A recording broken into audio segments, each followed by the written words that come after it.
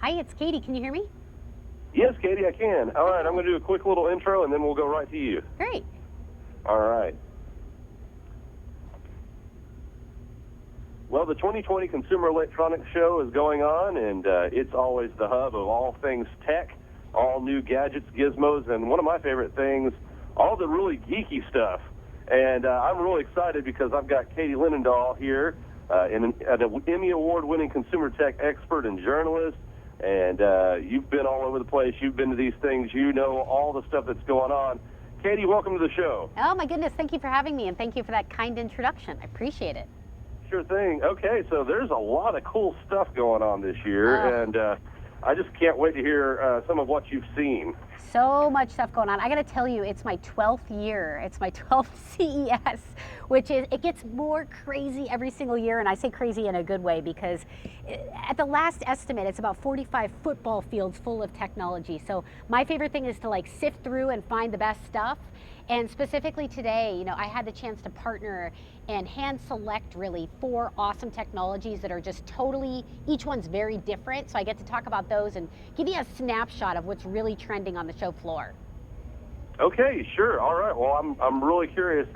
I was just going over a few of the things they've got, and it's just there's so much to go. But what are the big trends at this year's show? Yeah, I'll give you some trend examples. So, you know, one big thing that's over the last few years especially that's been growing is pet technology.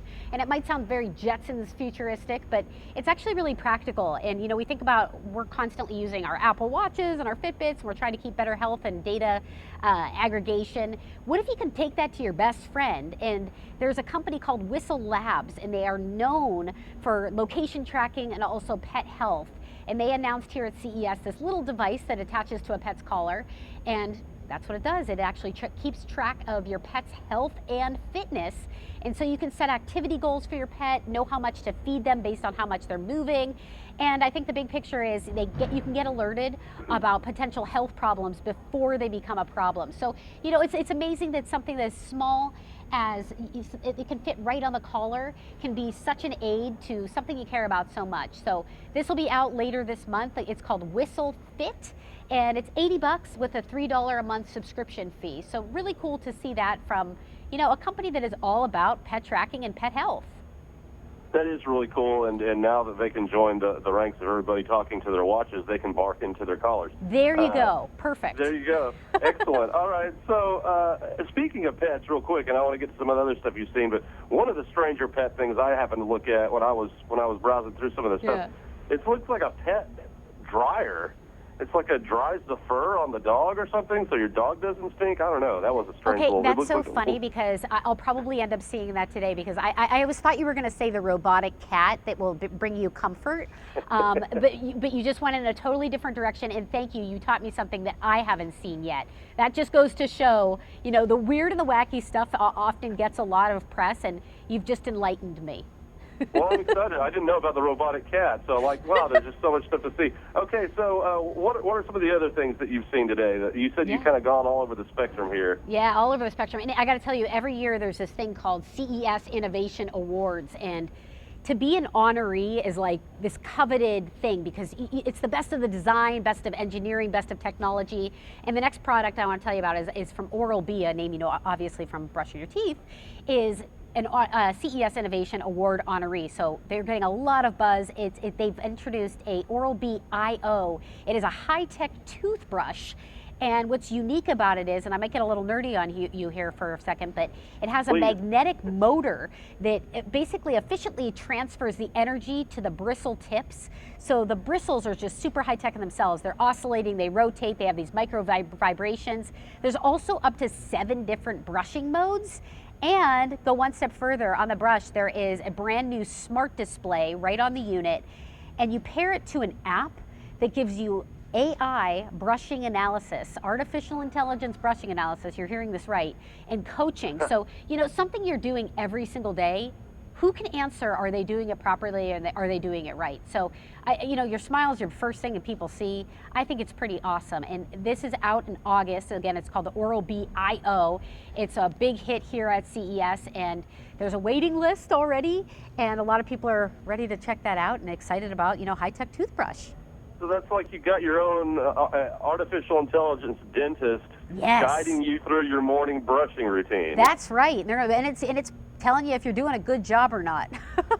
Man, I'm going to get on that waiting list. Okay, so what else we got? I know I saw one thing on here, and I don't know if it's where you went either, but something that was creating buzz that I saw, and I don't know if you had a chance to check it out.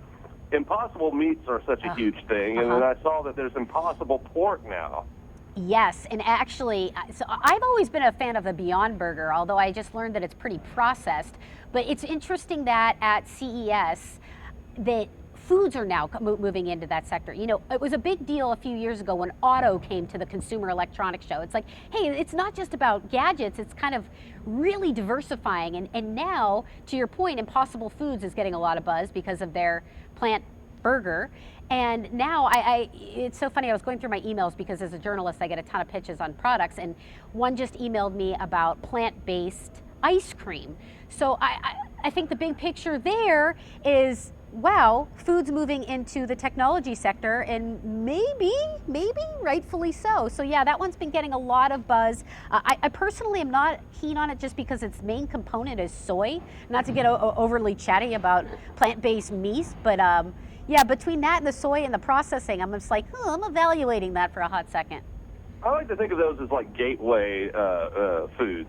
So like maybe if you're transitioning out of your meat mode into vegan land. No one's ever said that. That's an interesting notion.